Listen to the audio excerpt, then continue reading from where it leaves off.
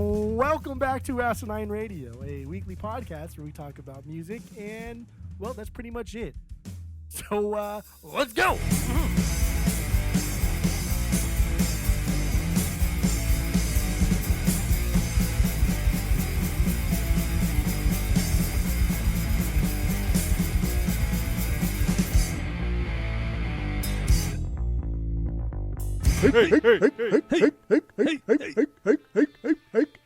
This is Asinine Radio. This is the weekly music podcast where every week we get into a different band, different artist, and we break down one of the records. We get into the music, lyrics, how it was made, and everything in between. My name is Tyler, and out there hundreds of miles away is Jeff.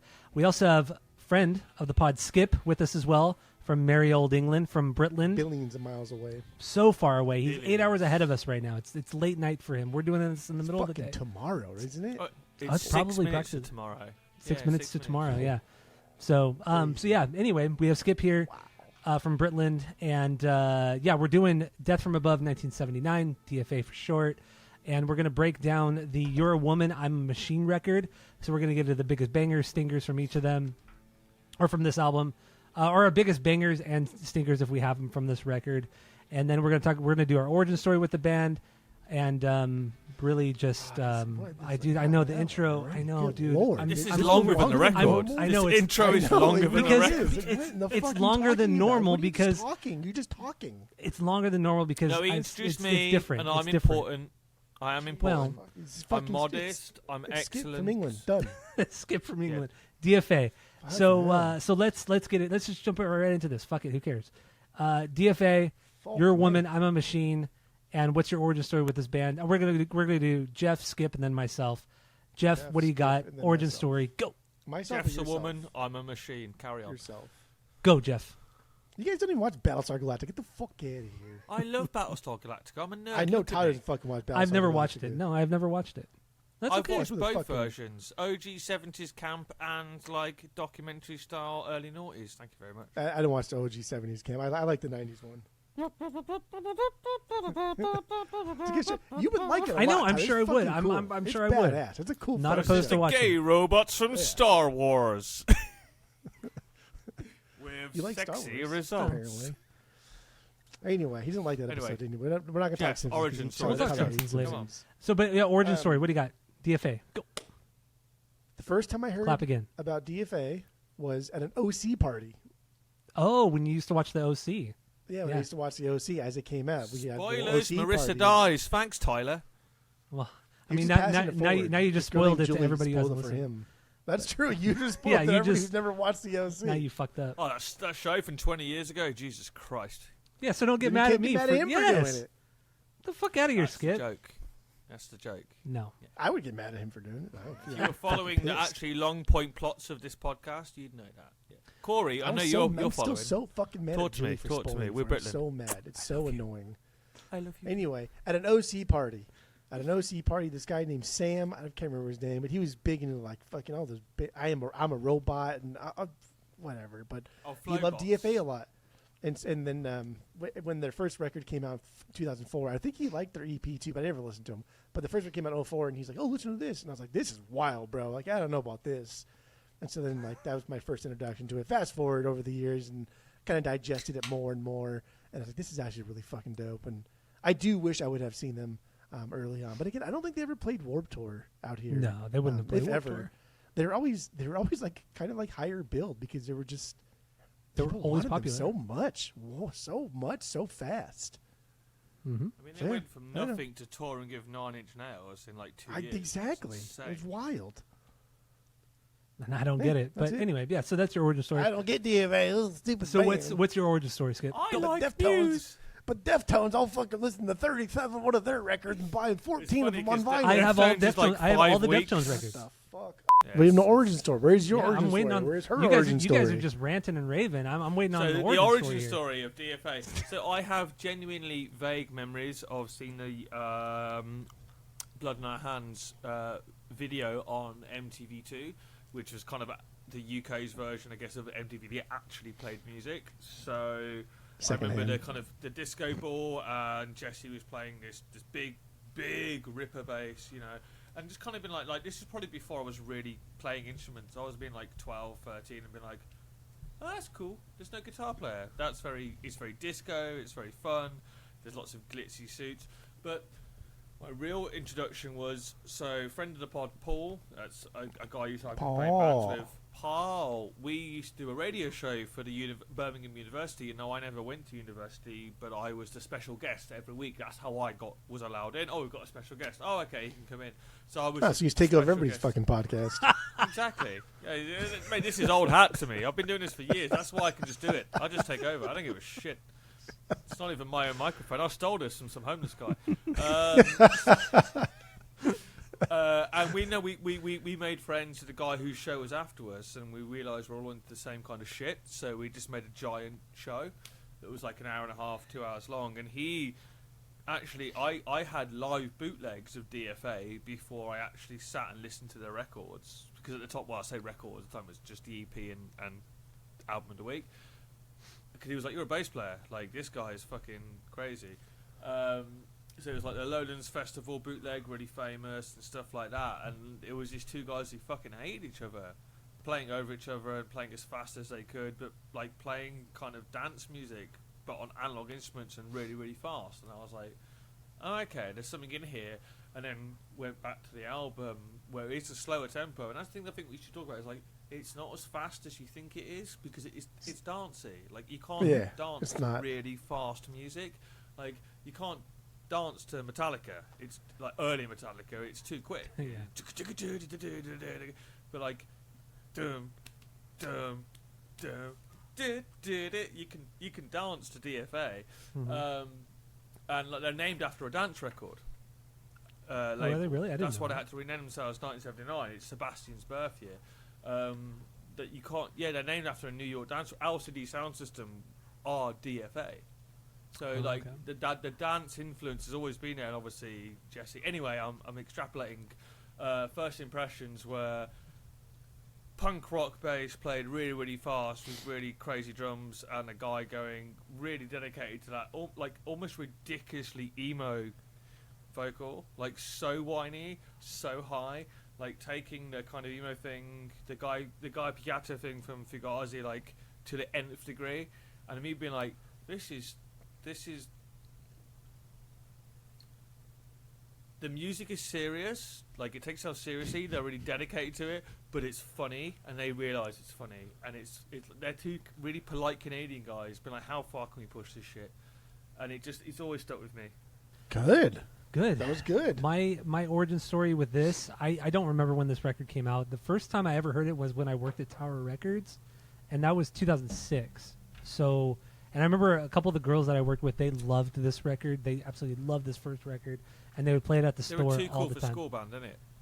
Yeah, and I mean, everybody I worked with at Tower Records was like that very kind of like indie, kind of sleazy kind of, or at least the girls were. They were all that like indie sleazy kind of thing.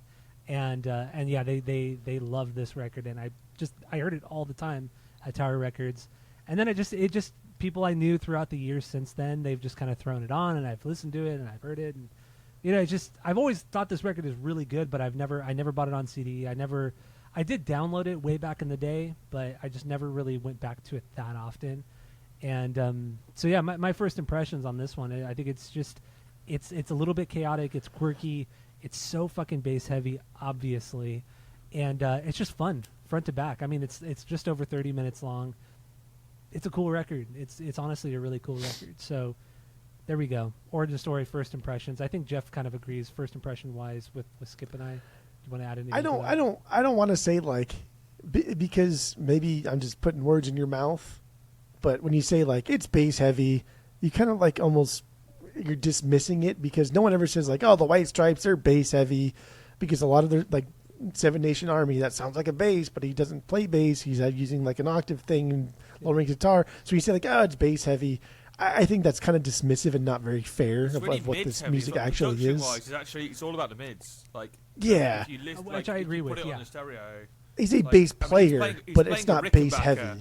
Which is like spoiler alert, I owned a Rick, and why did I buy a Rick? Because Jesse F. Keeler played a fucking Rick. Do you know what I mean? Like, and they are the coolest looking bass guitars in the world.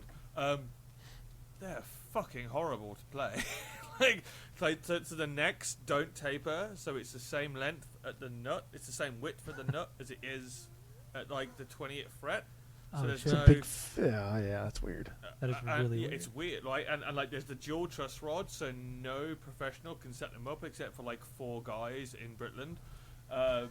And like there's 2 outputs and the controls don't really work, like, and they break all the time. They're horrible, but nothing sounds like a rig, and that's why like so the EP was played on a jazz bass, and then the record, unless Jesse wants to correct me, I'm looking at you, Mr. Keeler. No, like that's a Rick. Dude, the Rick looks so cool though. So he played. I've just googled the Rick, and now he's got 4001. the Armstrong, like the crazy plexiglass guitar, which is sick as fuck. That's the one that's like the yellow one, right, with the double cutaway. The one that like Mike Dirnt used to play. The Rick is the yellow. You know, it's white, but it's so yellow because he's got like a 40-year-old 4001. Yeah. Okay. And like it's so like mids aggressive that the album is so like you say, but it's not. It's mids aggressive. But I mean that's why I say that it's for lovers. It's so well produced because it's all mids. But you know we've done that. We've done the rankings. It's like really aggressive. It's very different. Like the way that it distorts is very different to the rest of their output because a Rick distorts. It's really hot pickups. Yeah, it's a unique sound. It's a Rickenbacker. Yeah, true. No, that's what you want from a dance record. You don't want heavy bass because you have a drummer there to provide that. You don't need deep sounds. It's true, heavy mids. and I do agree with you. Yeah, it is. I mean, I understand the whole mid thing, but because you are using a bass, you're bound to get a lot of low end anyway. And in the end, this record does sound blown out. Whether that was just due to inexperience as a producer. Yeah, that's inexperience. You know, I mean, honestly, that could just be what it is. 3 different guitar amps. Yeah, so this record, that's one thing that it's fucking loud. Like lo-fi records are fine, whatever. That's totally cool. But you know, with this record in particular, it's just every song kind of bleeds into the next because there's no nuance to the overall sound, the mix, the production of it, because it's just this wall of fucking sound that just hits you. And I feel like if it was a proper band with a 3-piece, you know, guitar, bass, and drums, you know, you could turn down the bass and just have the higher end of the guitars, and it could sound like a better record. I know, of course, we've heard it. I'm just every saying, record after this sounds like what you are describing that you did not like. You have a better. No, what do you? I like Outrage more than this. Oh, you're right. You fucking I like Outrage. erroneously ranked Outrage as number one. Yeah, Eric Valentine knows what he's a fucking fantastic producer. Jesse and he knows how to work with these basic bass lines, and he came from a 7-piece, and he was like, I wanted guitar players to play over it, and then Sebastian was in his bedroom being like, no, but I can sing over this, and he was like, and over the top, you know, and he came down and was like, no, but what if we just did just this? Because like the way you play bass, because Jesse's not a bass player, and I think we should say that from the out. Jesse's a multi-instrumentalist. He's a producer, like Mastercraft. Go check him out, guys. Amazing. They're pretty cool. Yeah, I listen to some of their tracks. Yeah, like he's not a bass player, so he's playing. He's like, these are just basic bass tracks, and they're very melodic because he's coming from that kind of instrumental viewpoint. But the way he's doing, he's crunching his hat and he's going through 2 amps, and he's like, so he's filling that space that actually maybe a rhythm guitar and then a lead would do, and like, but like it's because Sebastian was like, no, we don't need more than this shit. Wouldn't it be fun to do this?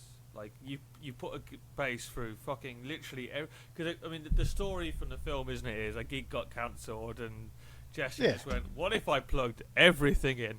Yes. What would happen?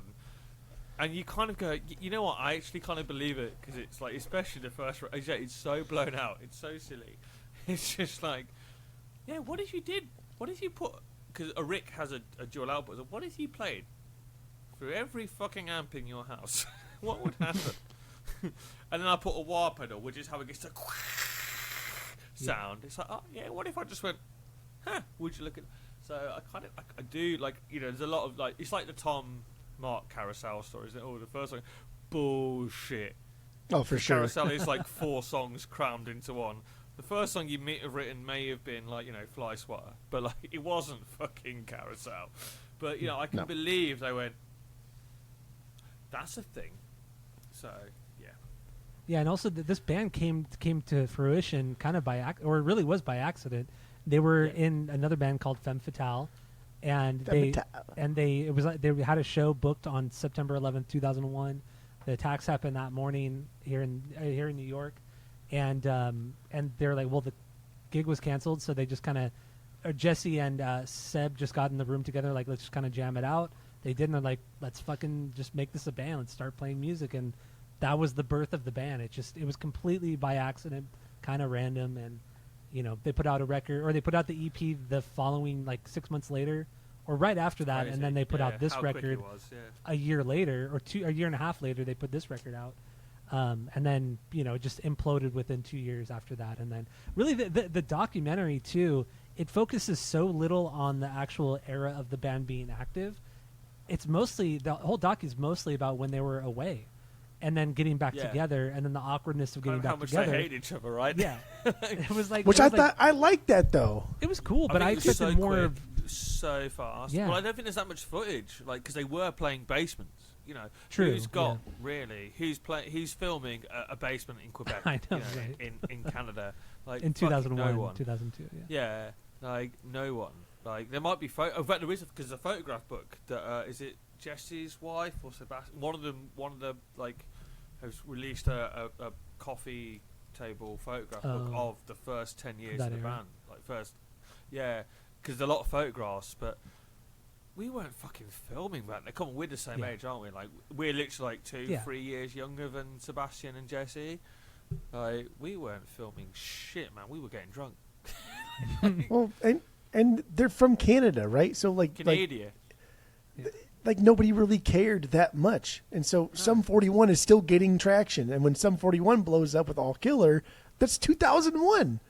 So then everyone's like, oh, actually, Canada's kind of cool. Let's like usher in Simple Plan, all these other bands. So DFA is part of that like resurgence. Not even resurgence because they never had the first surgence, but DFA's coming in and they're going from like nods to nothing. They're nobodies, and now they're opening for Nine Inch Nails in 2 years. Yeah, like that's came out of crazy. 18 months. Yeah, it comes out of nowhere. They've gone from like Canadian nobodies to as you say, like. But I think it's because of like the U.S.'s interest in just like Canada bands, and I think that had pop punk had a lot to do with it. And like that's why this record is so incredible. Biggest as well, like Queen of the They're Stone Age. huge. Nine Inch Nails in like early noughties, so like With Teeth has just come out. This is off the back of the Fragile, the Downward Spiral. Like Trent Reznor is goth in like capital letters. Yeah. Like he's the king Everybody of loves alternative him. music. Yeah. He's post Columbine, Marilyn Manson. He's the biggest villain of America. It's huge. Dude, that was what man. Like after Columbine, Manson was fucking huge. Yeah. He was Public Enemy #1, but he was big. He was so huge. Yeah, And massive. Trent's like the guy before him. Yeah. Anyway, That's crazy. bring it But yeah, back. good for them, dude. And like I don't know, I feel like we're hearkening too much on the bad production of this, and like the sound is I blown love the out. But production. like, dude, these are fucking punkers, bro. Like they literally every are, because time- Femme Fatale every was a very time- punk band too. They're like, these aren't. bro, every fucking Oh. time that we bring a new punk band to this, and you're like, oh, the fucking mainliners are so good because they sound so raw, bro. This like that's what this Can I point is, out, and then no you're gonna shit on single it. member of this band has run over someone's dad. I was talking about Turnstile. Oh yeah, Just saying. And there's Former only two of member. them, so Former member. they really fucking hated each other, but not one of them decided to kill someone. that's wild, dude.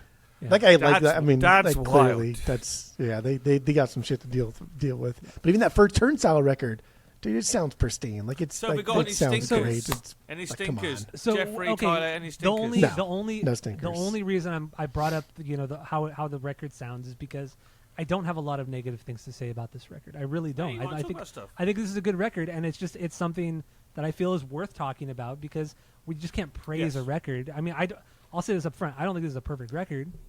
that's but- all he fucking did in the Corn, the Deftones. What are you talking about? You can't just praise a record. That's literally all he fucking did with these shit records. Also, that Deftones record and that Corn record are perfect. I mean, you you can't. fucking butt fucking eating motherfucker. And this record's not perfect, so of course we do have to bring up. Kind of I don't think it's perfect either. Is it not perfect? Okay, But it's fucking close. Well, 2.99. So, do we have any stinkers on this one? No stinkers. No stinkers. Good. I've got some songs that aren't bangers. I'm not going to lie. Same here. I have 7 bangers, and then the other 4 are good but not bangers. I have 8 bangers and 3 good but not bangers. Yeah. Good. I have 8 bangers. Good. So we're pretty much on the same wavelength here. Pretty close. I know I have a couple beyond bangers though. Beyond. But I know your number one bangers, guys. Just Turn It Out. So should we talk about Turn It Out? So fucking good. Yeah, I've seen Turn It Out live a lot, and it is a fucking great opener. Oh, that's true. So Jeff and I have never seen this band live. And I know how many times have you seen them, Skip? I think it's 5. I sent you the set list this afternoon. Well, English this afternoon. Yeah, because you saw them once when they opened up for At the Drive-In and all that. Once for At the Drive-In. So I never saw them on the original run. I saw them on the original reunion tour, 2011, in Manchester, with the Computers opening up. The guy from the Computers actually opened the bar that I've played in Bristol. There's a weird noise. 6 Degrees of Tom DeLonge for you. Modern Literature have played in the Golden Lion, who is owned by the Computers, who supported Death from Above, who have played with blah blah blah blah blah. Yes, so the only time I've seen the Rickenbacker, and then I saw them once in Birmingham, twice in London. The O2 Academy? That's a big venue. In Birmingham? No, twice in Birmingham. Sorry, yeah. Once headlining and once at the Institute, and once about the Drive-In, and London twice at Lecture Ballroom, and Manchester at the Academy. So Manchester. they're fucking great live. It's very loud, as you can imagine. The last time I saw them was 2024 on the Eurowoman Machine, where we were supposed to do this podcast, the 20th anniversary tour, but we took forever because I'm shit, basically. You guys were very keen to free up time, and I was like, I'm sorry that I've had a child, so it's completely my fault. It's fine, we get it. No stinkers, but some beyond bangers, some non-bangers. So turn it out, though. Turn it out clearly. Turn it out. Turn it out. Yeah, of course it is, yes. Because Turn It Out is your biggest banger, right, Skip? No? Romantic No. Rights. Oh, yeah, that's right. I will say, the Romantic Rights was one that I went back and forth on, and I was like, I don't know, man, this could be like a later banger. But then, like, today, after watching the doc, I was like, fuck, dude, Romantic Rights might be their best song. Even though I don't want to go back and redo my list. I think Romantic Rights might be their best song, just because watching them play, it's like, okay, that makes sense. That's their fucking thesis statement. Like, that is them at their core. So I think Romantic Rights might be their best song, but for now, right as it is we'll here, talk about it when we get there. But we'll talk about it when we get there. It is what it is. Live, laugh, love. The opening track here. Just the feedback that Jesse does, the feedback that he pushes on his amp is just, it's so weird. It's fucked up sounding, and I love it. But he only does it at the beginning. He does it in the intro and the outro of the song. But the song is aggressive. It's kind of out of control. And Seb is just going nuts on the drums, just like just the whole, not the whole song, but just to really kind of drive the song home. That's what it is. And it's a great opener. Honestly, a great fucking opener. Perfect opener. Yeah. And I didn't even realize that until I watched the doc today. I didn't realize the weird sound you hear at the beginning and the end. That's just feedback. He's just standing next to his fucking amp, and it's just the feedback from it. I thought he was doing some weird wah pedal. Yeah. Oh, is he doing a wah pedal too?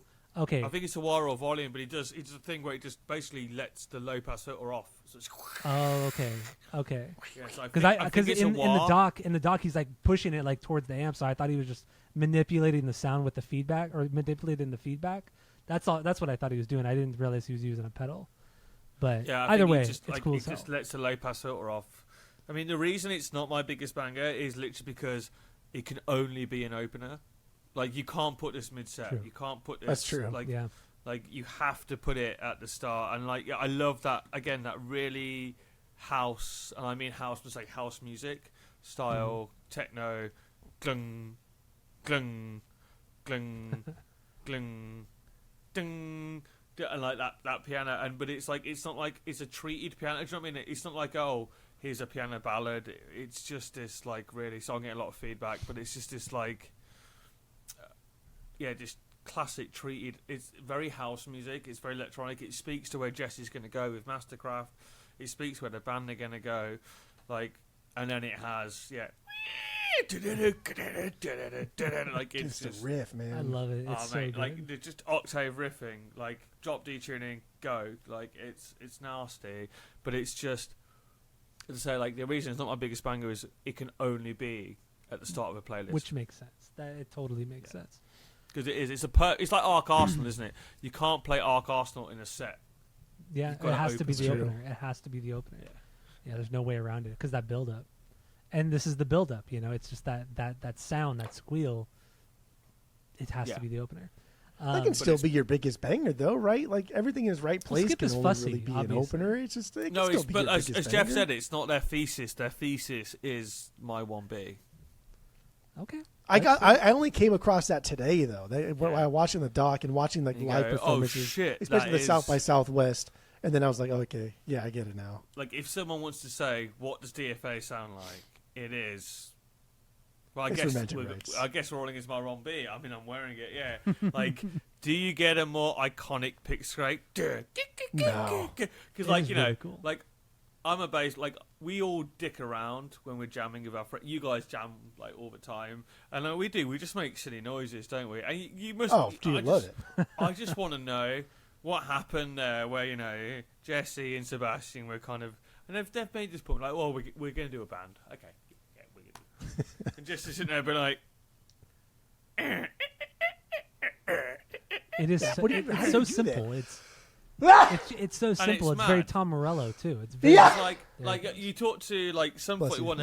They were saying on is it Chuck or does this look infected? There's one where he was saying there was like there's 50 tracks of that pick track.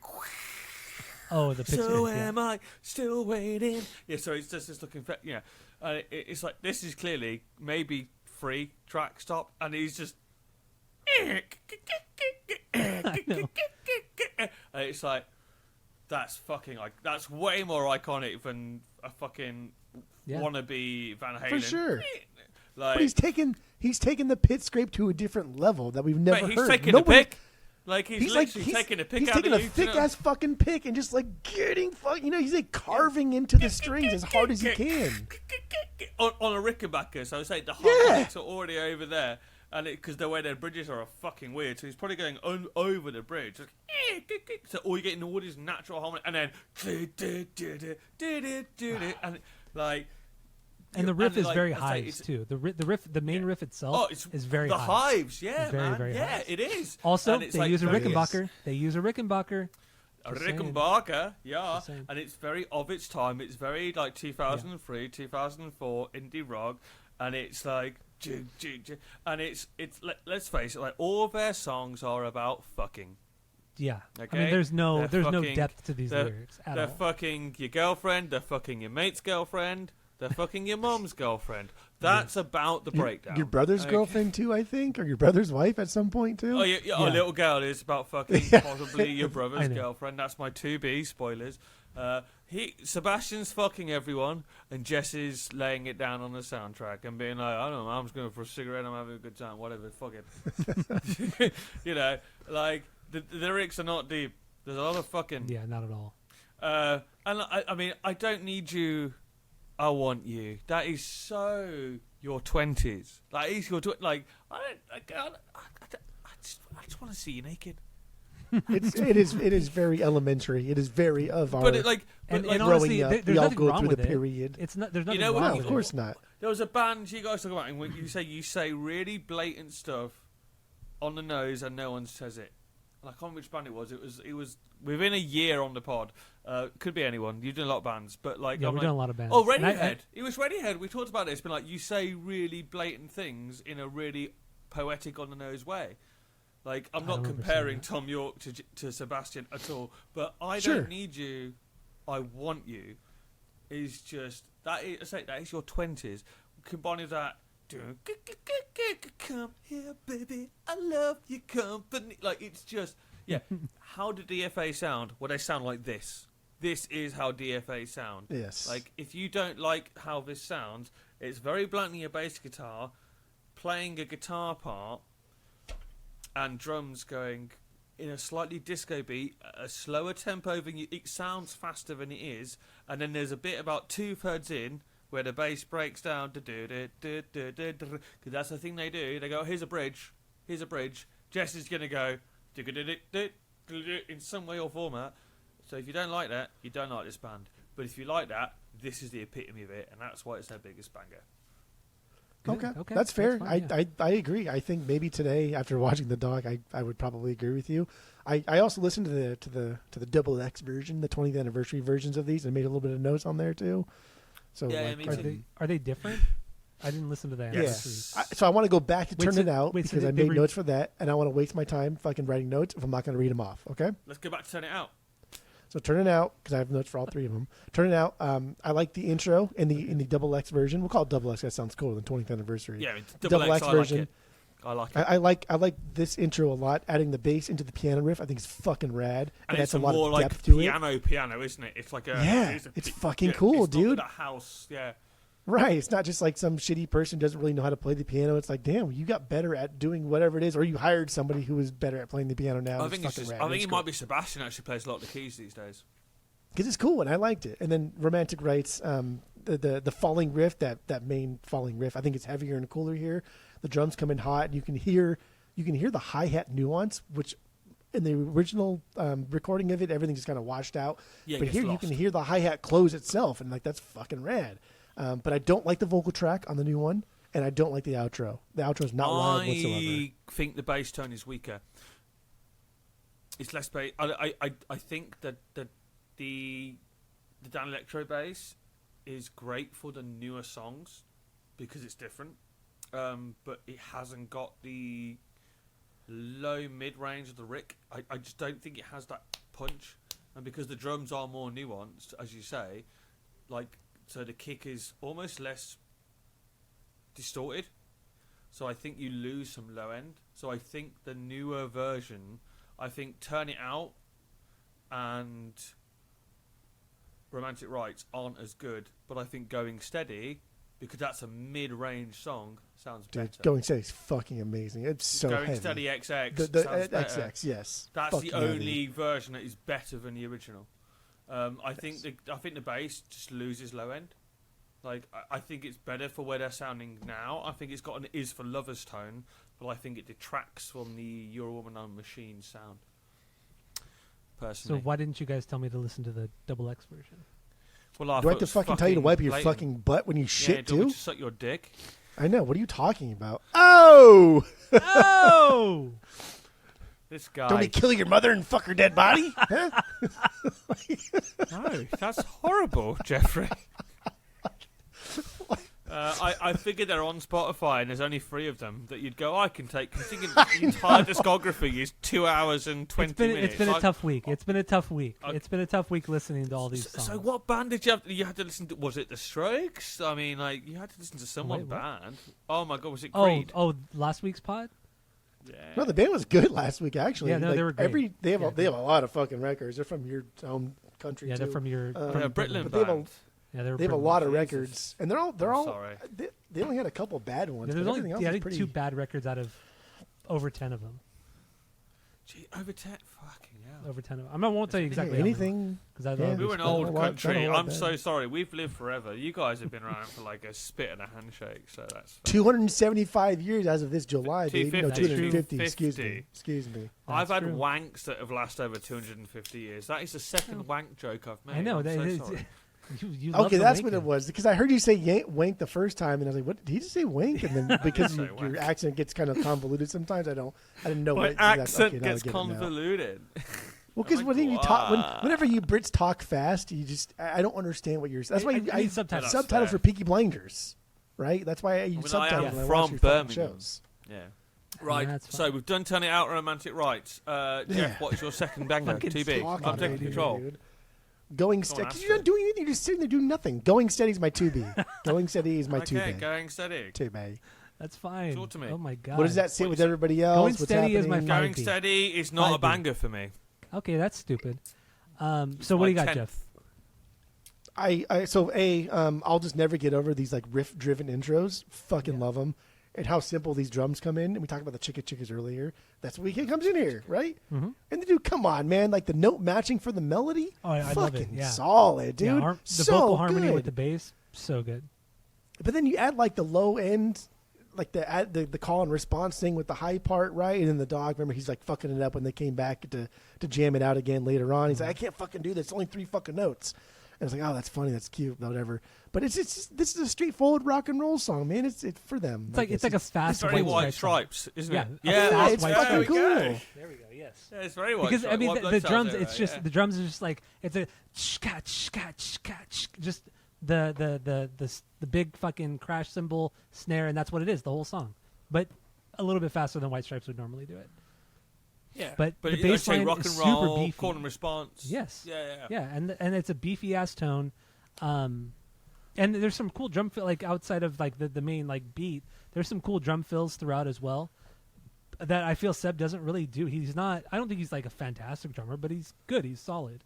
He keeps in time. At least he's not like Meg White. It's very like, and I feel like it was probably all tracked live. So he's like, I'm doing this. Like, yeah. And he's got better. It's better when he's not singing.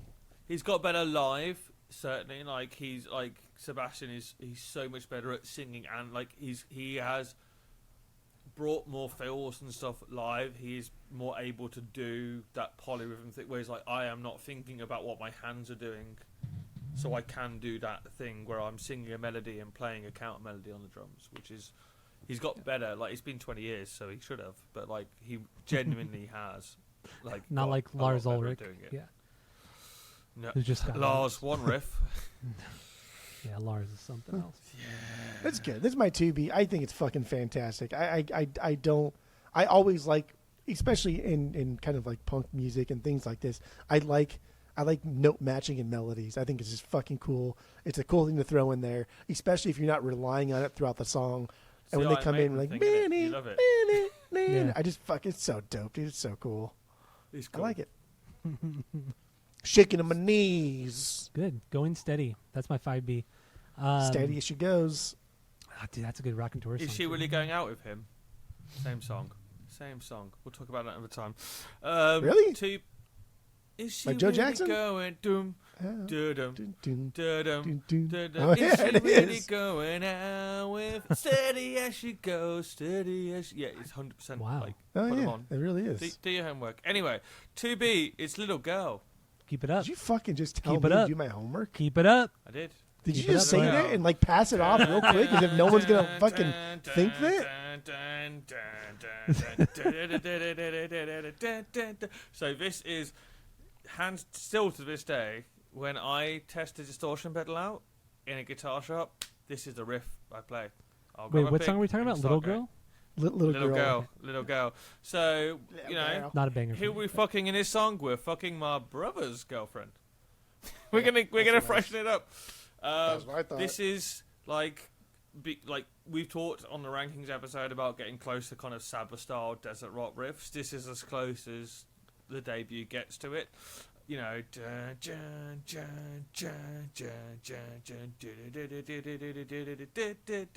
tempo kind of speeds up. It's got quite a long intro. My brother has a lady. Oh, one day she says me. I like that intro. I think it's great. I think the extended intro. I think it's great. I think it's great. Like it's like, you know, you've got the chun chun chun chun, you know, dum dum dum, and then the octave kind of up and down.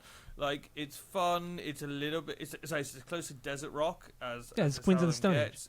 Straight up Queens of the Stone Age. It's the longest song on the record, I think. If you discount the pauses on Sexy Results, like it's lyrically the same as the rest of the record. It's about fucking, as we've said, like. But like it note matches a bit like, you know, going steady. You said, dun dun dun dun, you know, she's all my lady, she's a baby, she's my favorite baby. And it's like it's just really fun. It's a really stupid good riff. It's slightly longer. It goes on a little bit. It breathes a little longer. So it's very dancey. I think it's my second because it's just fun to fucking play. I'm a bass player. It's just really fun to play. Okay. Yeah, that's something. Yeah. And also, Little Girl, it sounds, the riff sounds almost exactly like the, or it reminds me a lot, not exactly, but it reminds me a lot of the Queen song, You Think I Ain't Worth a Dollar, the second track off of I get that. Songs for the Deaf. Yeah. It's like, and then just the palm mutes, the palm mutes. It's the palm muting, yeah. It's very much, which is something there's a lot in the physical world. Yeah. There's a lot of palm mutes. But I think that's a cool song. Yeah, That's a really cool song. I also did. I don't like the Queens as much as you posers do, but I did think that this also was very Queens sounding. Tweak the tempo a little bit. This is very stoner rocky, and I don't know. It's a pretty basic song overall. Doesn't change like a whole lot outside of that driving beat, except for like the wild middle part, right? And like that back and forth is so good, and it's one of my favorite parts of the record. This is my 3B. Cool. But that fast picking down slide, dude, the do do, like that's just it's so it's good. fucking cool, it's man. That's so badass. To play it as well, like it's so cool.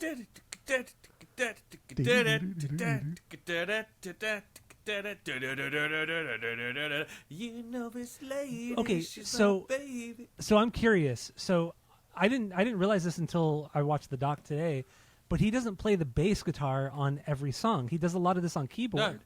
So I assume like that particular part you're talking about in Little Girl, he's playing that on the keyboard rather than no, it's bass. It is the bass. So you're playing okay. You're playing an octave and then you're a semitone up.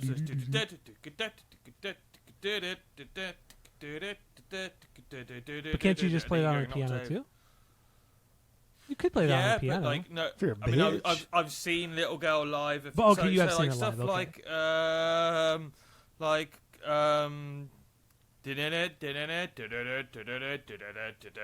that's all keys, and people don't realise there's way more on synth. I had no idea. It's like it's almost like the Seinfeld theme song. You think that's somebody actually playing the bass, and then you find out that it's some dude on a keyboard, and he does it on every fucking episode. Yeah, of like Seinfeld. Go Home, Get Down is all synth. Go home. It's cool. I just had no fucking clue. And that's the really interesting thing is like he's EQ'd the bass, and it's got more extreme as they've gone on. Is you can't now tell where is synth and where is the bass, and I think that's deliberate. And I think that's why I love Is for Lovers, which we've talked about, is because there are points where you're like, I don't know where he's gone, and he's literally gone and. And I think that's really interesting. This one you can kind of tell though, right? That like fucking down, like that slide down. That's like how would you do that on the fucking keyboards? I can do that. Yeah, it has to be bass right there. And Yeah, the do. Yeah. Dum dum dum dum dum. Like I think no, to be fair, I think the octave is backed by a synth. The dum dum dum dum. It sounds like there's a synth in the back doing the octave down. Okay. Just to thicken it up. That would make sense. Yeah. Live, it's thicken always it on up bass, a little bit. but I think but live they were everything was just so blown out live, especially at the time where it's just like you even said they were such a live band, or such a loud live band. From 2011, band. a lot of it is triggered, like so they've clearly got clicks in ear because Sebastian will trigger. Like we'll get to it and we get to it, but Sexy Results they could never play live because it's so triggered. That it's like no, we need it to be to a click. But we'll get to that when we get to it. But yeah.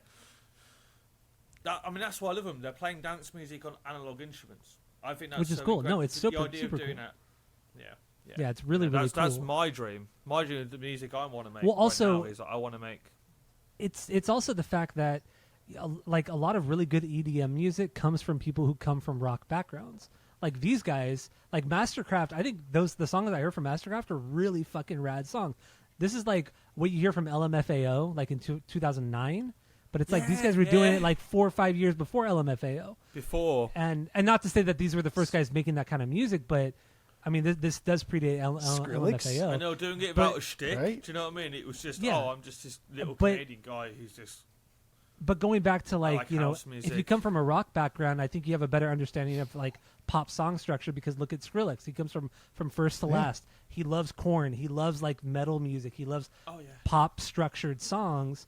And then you throw them in a dubstep, and it's like, what the fuck is this? Like, it's beautifully melodic, but then it drops so fucking heavy like a hardcore song does or like a nu metal song does, and that's why the purists hate him. Yes, like purists in EDM hate Skrillex because he takes it from a pop sensibility rather than like a pure trance or EDM style.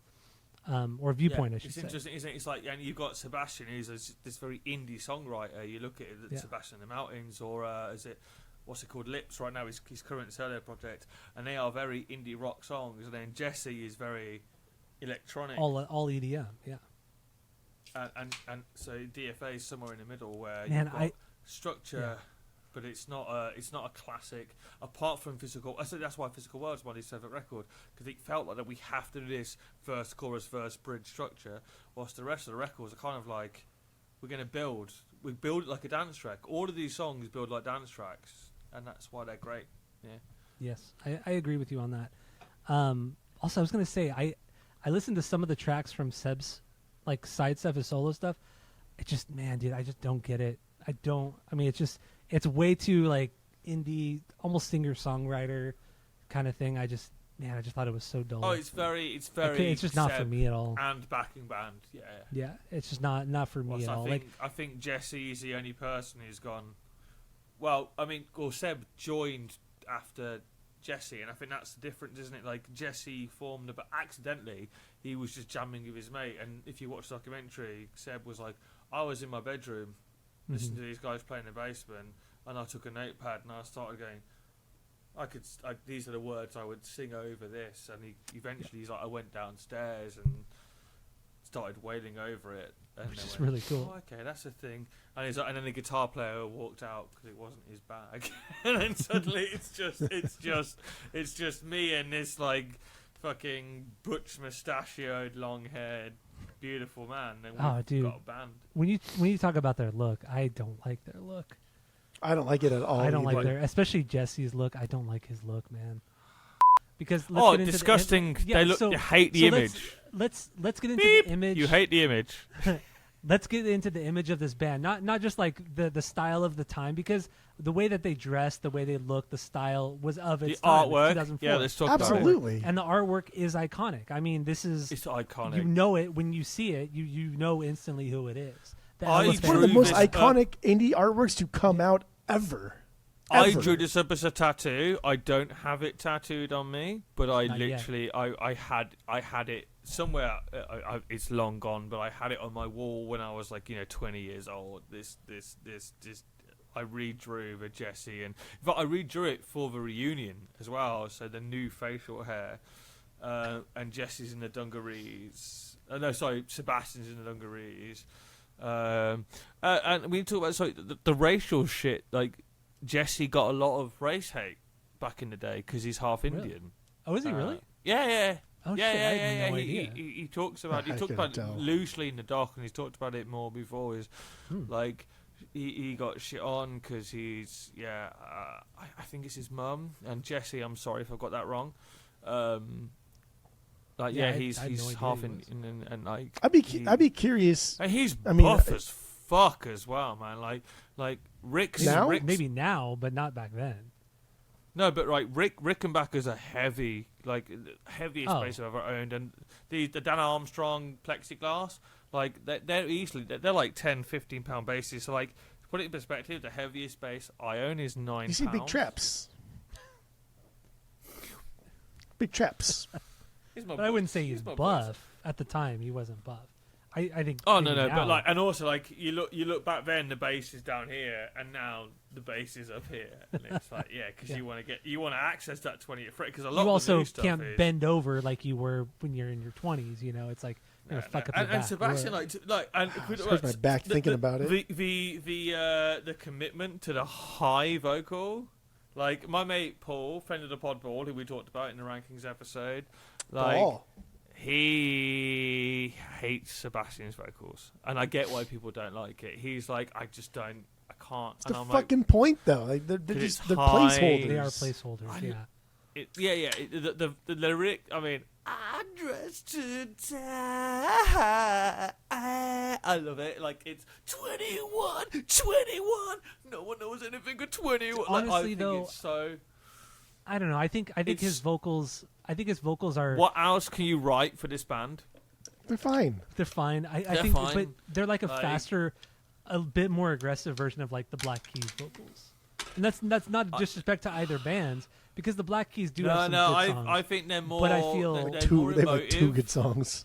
They're more emotive than the Black Keys. Like they're more suck. performative like as well. Like, so there's a little bit of Pill in there. There's a bit of Sex Pistols. Like, he's a guy who, I love you, Sebastian, but you can't really sing, but you can vocalize. He knows he can't sing though. Yeah, exactly. So that's why he's doing this. It's a bit like Brian Molko. It's like something like Brian Molko from Placebo meets Public Image Limited.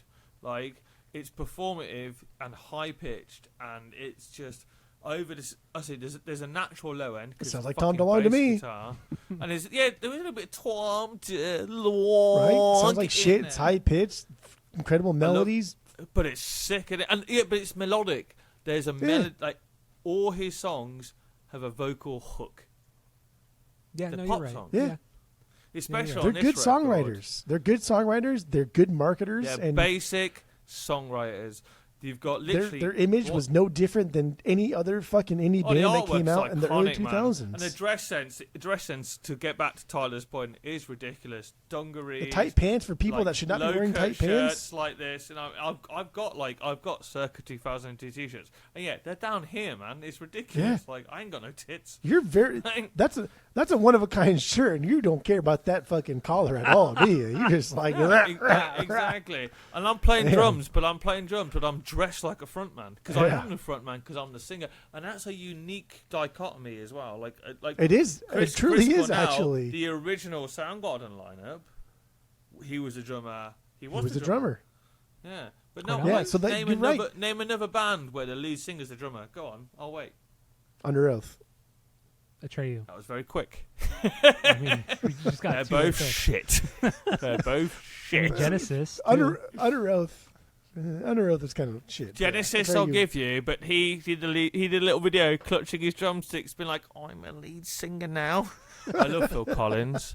I think like Tarzan soundtrack goes fucking hard. Like, you'll be in my yard. That song's so fucking good, dude. Don't even fucking me right now. It goes way harder than any distraction. But yeah, so like image wise, going back, the bright colors, the pinks, that's very cool. That's very kitschy. That's very but like their image with the long hair, dude. I think all men are in general repugnant and disgusting. And so when you wear really tight pants, when you shouldn't be wearing tight pants, and you got like the bulges coming out here and there, and it's just like, dude, that's fucking gross. But you're in a band, and as we had talked about with you, and then like Tammy had said so, and Renee confirmed it. My You could be the ugliest fucking guy. You could be the ugliest fucking guy in the world. As long as you're like in a band, then you're already 10 steps ahead by him. So whatever. What the fuck do I even know, right? Musicians are like automatically hot regardless of how you look. Fucking I'm girls. way They are sexier than stupid Cody in every because way. I play bass in a band. Yeah, so you got a leg up. You got a leg up over us. I used to play bass in a band. I'm under an embargo. We can't talk about that. Dude, playing bass in a band's hotter than being the fucking lead. No, it's worse than being a at merch the DMV, guy, isn't it? Oh, the fucking merch guy, dude. These merch guys are wild now, bro. It's all about like tips. Get fucked, dude. You're already charging a premium. It's cheaper on your website, fucker. And I'm paying my cash. third banger. My third banger, Jeffrey. Your third banger. Yeah, let's get back in. I mean, because I did want to talk about the. We don't need to talk about too much. I know, but I mean, it's important to bring up. We can just run through them real quick. Okay, we can run through them real quick. We can run through them. Like, we don't need to talk. Okay. Like I say, all these songs are about fucking, or being nostalgic about fucking, or thinking. Yeah, we're not even going to fucking. lyrics at all because. Whatever. I know, I agree. Lyrics are pointless on this. Go home, get down. Go home, get down. What do you got? What do we got on this one? Where does this say? This is a banger. Not a banger for me. This is my 3B. No, it's not a banger for me. It's my 9th ranked. Not a banger. Okay. This is straight up. This is straight up a Queens of the Stone Age song, like from Songs for the Deaf. Go home, get down. This is because the riff. It's just that quick kind of Josh Homme riff that he does that he loves doing. I guess even on the first record too. Okay. Yeah, this is very Queens. And he plays it through the whole fucking song like a Queen song. Just that same riff through the whole song. Yeah, you might change it up a little bit during the chorus, but it's still the same riff, just not palm muted. or with a different effect on it. But in here, it's super fuzzed out because it's on the bass. I thought he had kind of like this like if Kurt Cobain was really, really fucking emo, I thought he kind of sang like that. Like if you can imagine that. Maybe. I got this song. Like, damn, if Kurt Cobain was really, really emo. Yeah, okay. That's what he was saying. If we brought Kurt like song. back to life, there's no way. It's such a bad lyric. I love you, Seb, but that is... So I mean, we can shit talk because not everything's perfect, but we love this record. It's amazing. So 100%. Blood on Our Hands is the next song here. That's my freebie. That's my freebie. Second my thing. 7. Okay, that's fine. This is straight up White Stripes. This is White Stripes of the time. Mid-tempo jam, sick riff. I like his vocals a lot here though, because he sings a little bit differently, and he's straining his voice a lot. And I love when singers strain their voices. I've always loved it. And it has some of my favorite lyrics on the record. Absolutely, yeah. You know, the from the blood you've been stepping on. I just love that, you know. Yeah, there was blood on all the shoes you wear. Yeah. It's just like you know, this image of this like stilettoed girl, you know, putting her high heels like through someone's face. I love it. Like, it's sexy, it's fun. Like, this record is sexy. Like, I know we're all straight men. Yes. Tyler, I think. But like, just, you know, no reason whatsoever. No, there's literally nothing. But no, like, you know, if this is 2004. The androgyny thing is full play. We talked about the fashion, low cut, like eyeliner, like it's all very. Like, it's very hypersexual, you know. It's like the Russell Brand key. This was the scene. Yeah, indie sleaze, man. Dude. Like, it's grim. Absolutely. Like, for better or for worse. Can that guy just fuck off already? Hypersexual. Oh, yeah.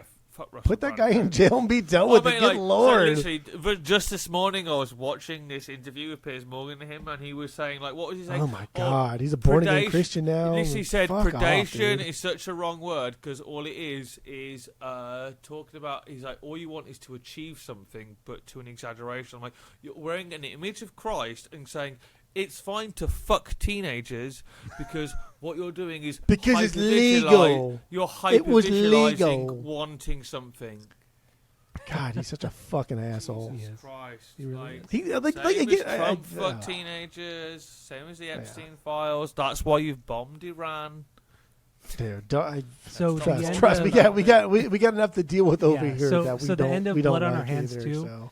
It has like this cool outro, this cool instrumental outro. Oh, the vignettes. We should talk which about is the more vignettes. like an interlude. Yeah. Because this is the thing across all the records. They all do a thing where it will be like it just cuts to like, dump. Yeah, it's just it's an interlude. It's essentially but we need a break. Yeah. We need the break from the first fucking 4.5 songs. Because it breaks crawl. up the fact they are a restricted band, especially in the exactly. Sound. So we do this thing, like, so they're so smart. I need a drink of water. I need to chill. In a 30-minute record, they're like, even though like this is still too much, so let's break it up. Like, it's, yeah, and like again, it's about power play. There's a lot about women. It's a lot about fucking. It's a great riff, as you say. It's very of the time. It's like the White Stripes on fucking speed. Yeah, no, you're right. Yeah, it's a more chaotic White Stripes. Absolutely. But I do want to go back to the sexy time thing because this record isn't sexy. The scene wasn't sexy. The scene was disgusting. It was full of ugly people. Girls thought it was sexy. This scene, this scene was full of people punching way above their weight because there was nothing else to do. I'm still. It was not sexy. Way above my weight. Dude, this scene was wild. There were so many ugly fucking frontmen in this era that came out. So that's just all I want to say. No, the scene. Let's talk about it. The scene in 2004. The scene was shit. It was shit. It was grim, man. Like it was shit. It was guys like me with puffed out ears and shitty haircuts, like getting laid, and we shouldn't have done. Like, you know, and then singing about it, literally singing about getting laid, like how many of our friend group wore tight pants? I fucking wore tight pants, dude. We TPKs, dude, tight pants kids. Like, we made fun of them. Like Mike, every single person in our friend circle wore tight pants, and none of us should have. None of us were that fit to be wearing tight pants. Jeans, man. But you're skinny though. Yeah, you are skinny. Not like us. They're called skinny jeans for skinny people, not just because like you can fit your fat ass in fucking skinny jeans. That's not why they're called skinny jeans. Okay. Have a little humility. Next track. Early 2000s indie rock scene. So let's get into 2000s. Black History Month. This is my 6B, my sixth banger on here. It's my 5B. It's my 8B, but this is the first DFA song I learned to play. Good. Okay. Once because again, it's the slowest, I think. Very Queens of the Stone Age too. Very Queens of the Stone Age. Just the downstrokes. It's the downstrokes. The downstrokes, the staccato feel of it all. And then the moody sounding vocals. Because Josh Homme also has like a very kind of moody way of singing. And you hear it a lot on this and too. This like song the way isn't Seb about sings. fucking. This song is about nostalgia. Yes. For fucking. So it's slightly. It's a little bit different. And it's the swimming pool imagery. It's slightly. It's a little bit kind of that Josh Homme thing where it's like an image, but it's not like specific. You know what I mean?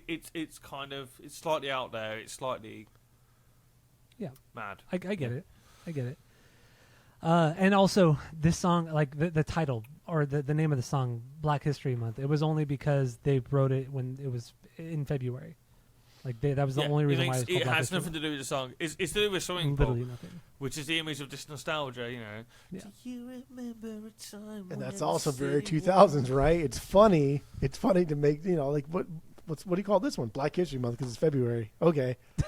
Is that funny now? Like, could a band do that now and be like, get away with it? No. Probably not. But it's fucking funny because it was also at the even time, then, and that's the scene. it's probably the most political song on the record. It's saying like, the funding's been pulled. This isn't happening anymore. Like, do you remember a time when there was a city pool and we could do this and we could do that? Like, it's crazy. And like, it's even in Canada, it's like the funding's already been pulled. It's crazy. Like, things are changing. Like. That's why I thought this was the darkest song on the record. The thing that was not necessarily 100% about sex, but it was just about change, right? Yeah. Like things are changing, and whether or not it's good or bad, your feelings are kind of getting left behind. Yeah, it's slightly slower. Cool. It's got a great riff, as you say, very Queens of the Stone Age. Lots of hammer-ons, which is a big thing. It's fun. Yeah. Yes, it is. It's a banger. So we talked about Little Girl already, so we can move on to Cold War. This is my 4B on here. This is it's not a B for me. It's really. This is my worst song on the record. So it's shit. Not, really? It's not a stinker. It's my 11B. Well, it's my It's just, it's the least interesting song for me. Like it's just nothing like that other songs. It's don't just do loud better. and rocky. It's true. It is. Yeah. Also, his vocals kind of reminds me of like early Cedric too. Really? Okay. Or CD at the drive-in Mars Volta. Yeah. Okay. But this is just a rocky song. Yeah, it's a fast punk song with I think it's a pretty cool riff. It's nice. Those guys are friends. Are they friends? They toured together, DFA? and they did. I sent you that video of the at the drive-in. When do we get paid? Like it's such a like of the time. But those guys. I think they all get it. Like they all just they're bands that are kind of independent and kind of touched on mainstream success, and then went, I'm not doing that. Like I respect that. Like I think that's fun. It's a really fun promo. Yeah. So I mean, we don't have to get more into Cold War. I mean, I agree with you guys. There's not too much here. It's straightforward. It never lets up. The beat and the riff never really let up, which is the cool. cleverest thing about it is the title. Cause it's a really cool. Like we Cold War, and then you go, oh yeah, you're Canadian, so you've watched America and Russia. It's a really the idea of a relationship. But like we're all going, well, I'm not going to drop the nuke. Yeah. I'm just going to be passive aggressive. So we just did nothing. Yes. So we'll do nothing. I'll have nothing. So it's like Iran war. Yeah. So you're a woman. I'm a machine. This is my 7B. It's my 4B. This is my last banger. This is my last banger. Oh, Jeffrey, 4B. So what do you guys got on this one? Touch our fingers together. Yeah. 4 count in. 4B. Right. Cool. Rad riff. Dude, he's just fucking railing on this bass too, man. He's using every inch of this bass as humanly possible, throwing in so many fucking notes. And like the 2-minute mark is where it's at, dude. That fucking bass solo breakdown, whatever the hell you want to call it, just absolute sweetness. And then he has Seb has a little cowbell there in the back. Fuck me. So good, dude. A little funk, like kind of Prince feel, like sexy. Yeah. and none of us love Prince, but we all respect Prince. Like for sure. We've heard Prince. Yeah, and just the rock. idea of it, basically it's been like I don't love you, but I like the second you. Now that it's over, this weight is off my shoulder. It's like cool. Now we're done. Oh God, I want to fuck you because we've broken up now, so you're not mine anymore. So I kind of like all the stress is done, and that's the chorus. But the lyrics like, oh, I'd really like to take all your clothes off. Actually, that would be lovely. So it is, and like everyone has been like, come on, we're all 40. Like we've all been like, yeah, God, dating this girl is hard work, but she's fit as fuck, and it's like that, isn't it? It's like, oh, like I don't want to date you, and like now the stress is done, I remembered why I wanted to date you, and it's like it's that. It's just it's so of the time. It's very noughties, early noughties indie sleaze. Dude, it's so of the time. But like it's just again, it's sloganeering. Now that it's over, this weight is off my shoulder. Now that it's over, I want you more and more. Like it's a soft rhyme, like Limp Bizkit, which we talked about on not last week for us now, but last week for me. Lazy rhymes, slant rhymes, soft rhymes, love them, dude. It's so good. This shit right here, cause DFA 1979's right there. It's like see, so good, dude. Yeah. Cause if we don't a firm grasp on your capabilities makes for yes, absolutely. It's very silly. It's a DFA 1979 song. That's what it is. Good stuff. Good. 4B. So let's get into Pull Out. Second to last song here. This is not a banger I for me. would be a top 3. I thought this would be a top 3 for you. Yeah, this is not a banger for me. I honestly was like, this is going to be Tyler's like number 1 because it's punk as fuck. It is. It's super punk. I do love the back and forth vocals. I think it's fantastic there. Jesse's actually doing there's some good back and forth shit here. But also it took me a while to kind of realize what the screams sound like. It sounds like Billy Talent. Straight up. Yes, it does. Another Canadian band. Yeah. Another Canadian band here. But yeah, the screaming that he does in those choruses sounded a lot like Billy Talent. Push it. But it's not a bad thing. Not a bad thing because Billy Talent are cool. It's about sex. Again, well, of course, it's about coming down a girl. Pull out is it? The song "Pull Out" is about sex. Is it? That is. That's a. I'm a Christian man, sir. I do not know what you are talking about.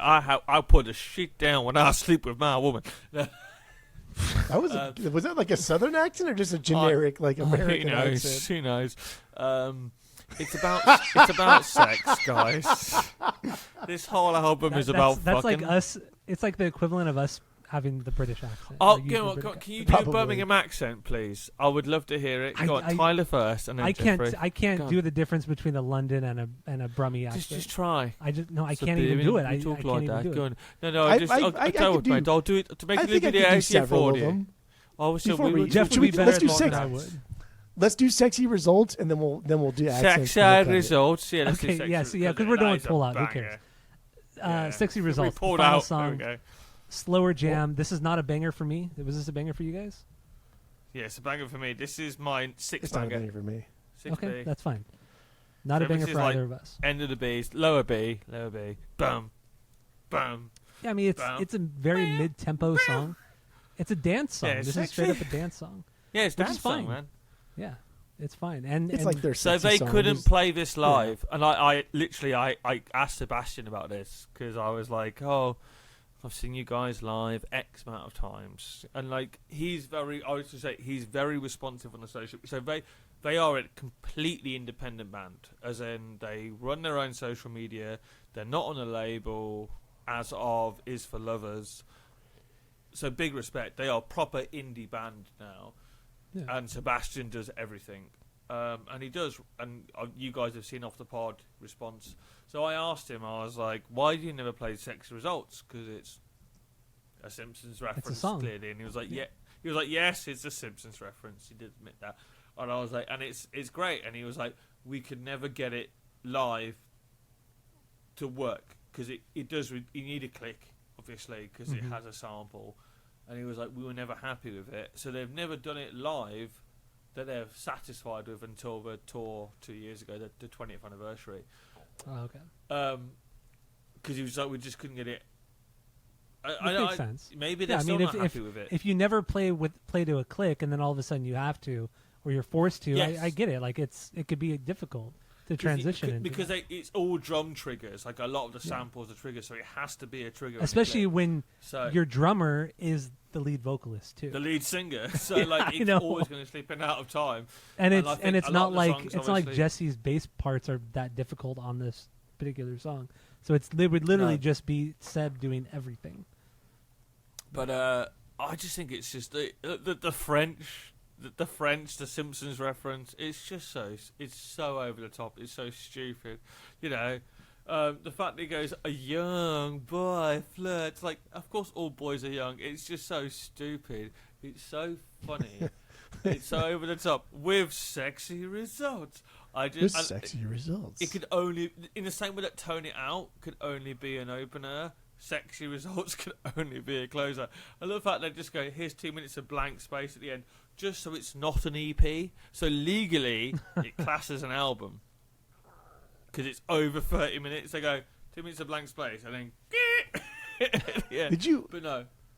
In Sexy Results, too, like that lead synth part, like halfway through, did you get like that Dre G-Funk fucking sound? Oh, 100%. Like, again, of 2004, man. Like, it's so G-Funk. Like, it is, right? These are these two white, really, well, okay, yeah, Jesse's half Indian, but like nerdy Canadian guys who are living in like Toronto, being like, I'm listening the explosion of hip hop in the early 2000s, that was a worldwide phenomenon. They've clearly bought the 7-inch of fucking California Love. They've clearly bought, the Chronic, and like. Chronic's so good. Like, listen to how the drum sounds have evolved across the 4 records. Like they're hip hop boys, man. Yeah. Like, he raps in the. I think Seb raps in the doc too. He does like a little freestyle rap thing, right in the bus, like real quick. Yeah.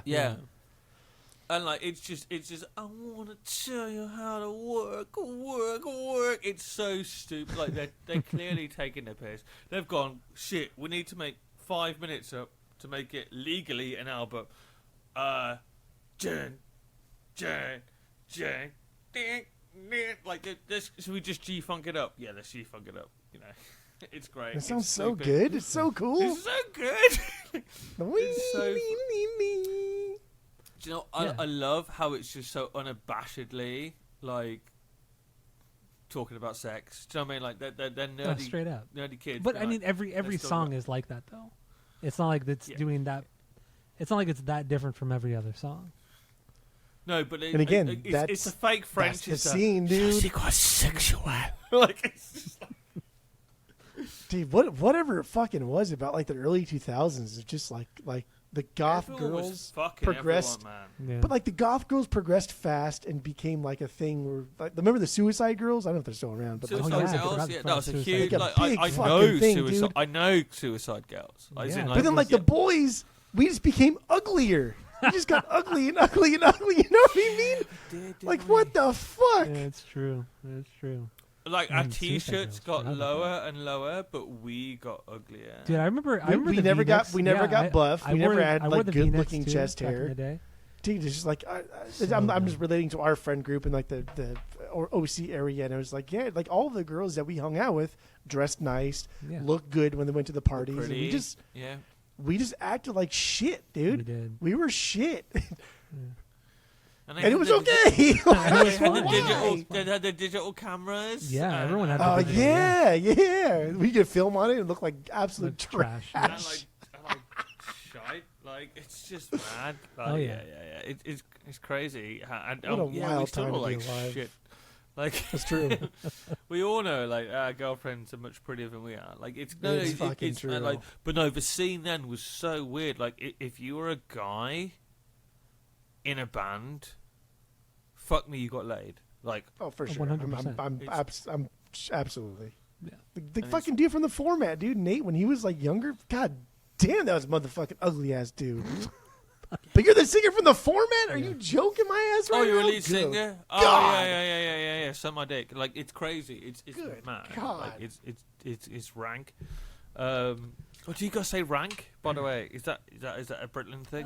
It's kind of an English thing or an American thing. You say rank when it's like when Like something is some like stinks. super shitty and gross and Yeah, rank. Yeah, okay, cool. the only thing going down this car is that pussy because that shit is rank. Yeah. Oh, so, there we go. That's fine. That's cool. That's kosher. That's great. So- I don't want to be like. Is that how you snap? Do you snap like this with your hand going like that? Yeah, you're one of those people. I can't click. I'm the only musician you can't click. Yeah, Roy. I'm a bass player. I I'm can't. good with the bass player, so what the fuck does it matter? So why can't I click? You think that's the only thing I should be able to do? Anyway, we've covered every song. Yeah, we have. We've done. This episode is twice as long. No, 3 times as long as the entire fucking record. So That's fine. At least it's That's not fine. 5 times as long as the That's record. fine. let's wrap it up. Okay, we're going to give it the world famous Ass9 radio This guy. 3 out of 3. So where 1 is a drain pour, or you should never Well- buy it. 2 is an okay record, just listen to it again. And 3 is a perfect record. Tyler, he doesn't do it often. He does give a 3 out of 3. He won't do it this evening, I guarantee. He won't. Jeffrey, what's your ranking? Go. Final thoughts. Ranking. Go. Wrap it up.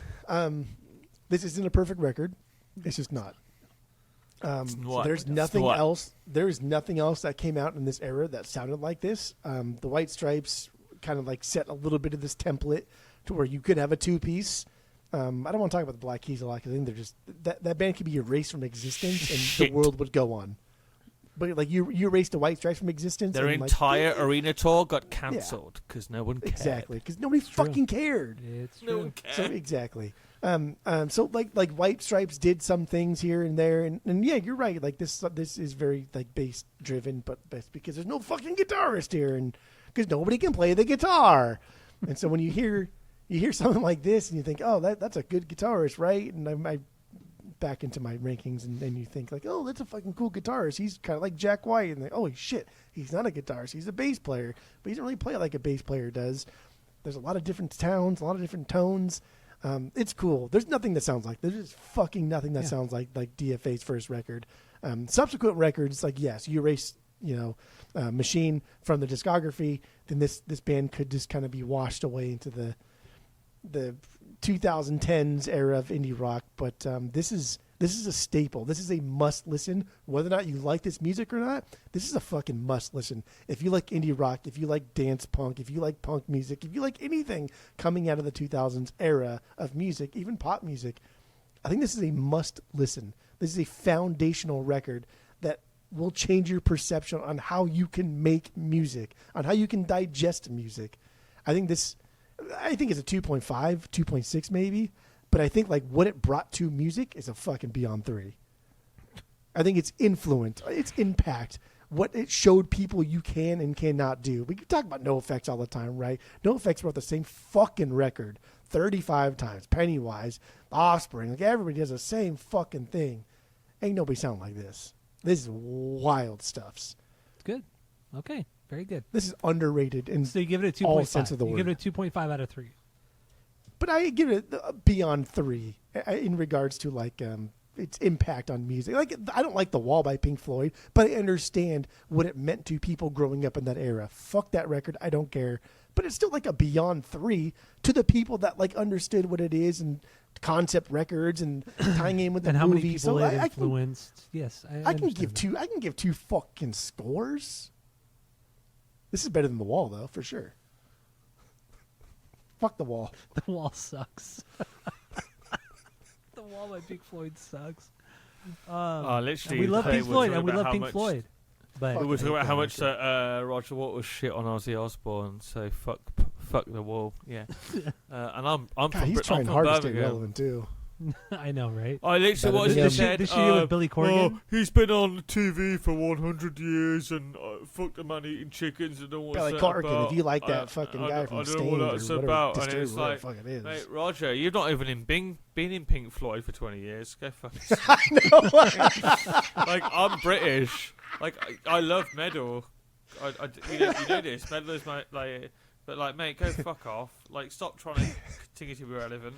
I know, dude. Just retire and shut the fuck up, man. Fuck off. God damn, dude. Like, and also stop supporting, like, a state that wants to bomb the shit out of everyone. Yeah, he's a fucking knucklehead. You know? It's true. Stop saying Birmingham, Israel's I'm great. from Birmingham. You can be anti-Israel, not an anti-Semite. I'm just throwing it out there. Let's not go down that route. So, final thoughts on DFAs. You're a woman, I'm a machine. It is an integral part of the 2004 scene. Let's be honest here. Everything Jeff has said is absolutely correct. Like, it is Always indebted to the White Stripes. It is also its own thing. Is it perfect?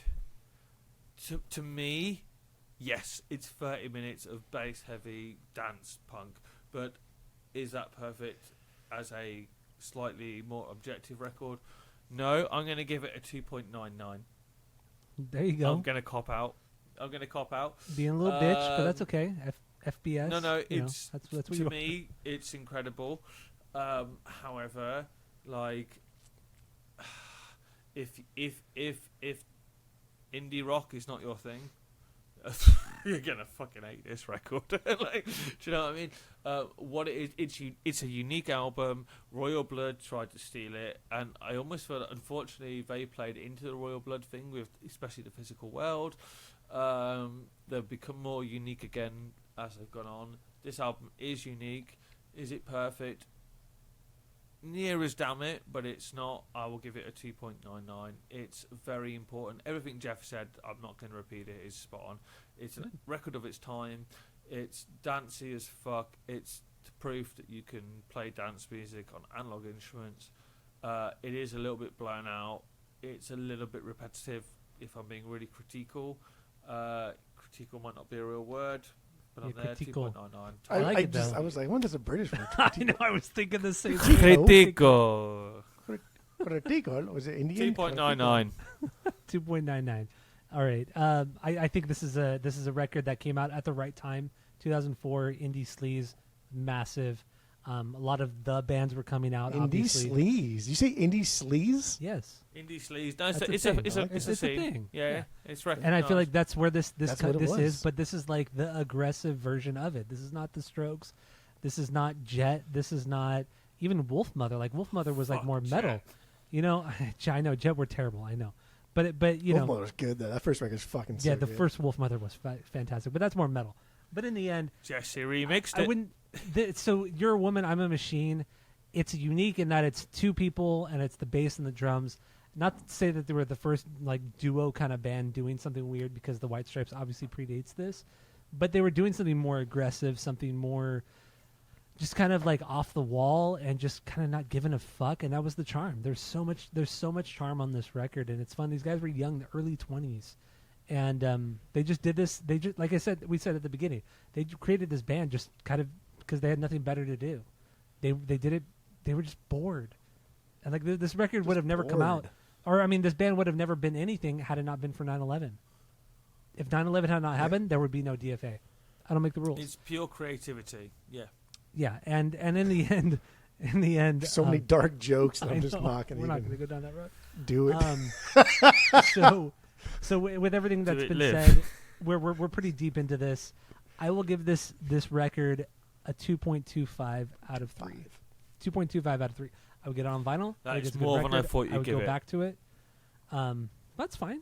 What would you give Outrage? Just on like Outrage? On a I give it a Yeah, 2.5. I give it a 2.5 Okay. because I think the songs are just they're not near a perfect record. For no. I think, but the songs on Stop that record are just taking better back something crafted. louder now. Dude, Louder Now from Digging Back Sunday is something else. That record is something special. Well, it's perfect. You say it's It perfect. is perfect. Yes, it's a perfect Okay. record. I don't give a fuck. Gotcha. Okay. So you think there's better NoFX records? Than this? I Oh, think absolutely. that's quite a big ask actually. Well, it's not a big ask. I mean, it's the truth. I've shot myself in the foot here. I was going to say yes. I also agree. That You can cut that at the end of the episode. Just put it on the end. All right, so that's it. I mean, do we have anything else on this one? We've really No, guys, deep it's dive into been, this. it's been so good to hang out. Basically, Yeah, it's just been been something. Nice to... Oh, I didn't even notice you put the green on over the heads up, Jeff. fucking cold, dude. It's fucking cold in this goddamn house. Britland, man. we're on a completely different it's probably latitude. like it's probably We like don't- 80 degrees at Jeff's house right now. like 75, man. It's I'm in freezing shorts. and it's like 15 degrees centigrade here, and I'm in shorts. Oh my God. Look, what is that, like look at 50 these degrees? sexy legs. Jesus Christ.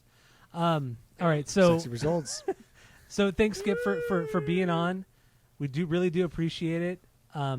Obviously, you're welcome back. You've been on this pod before. This isn't the first time.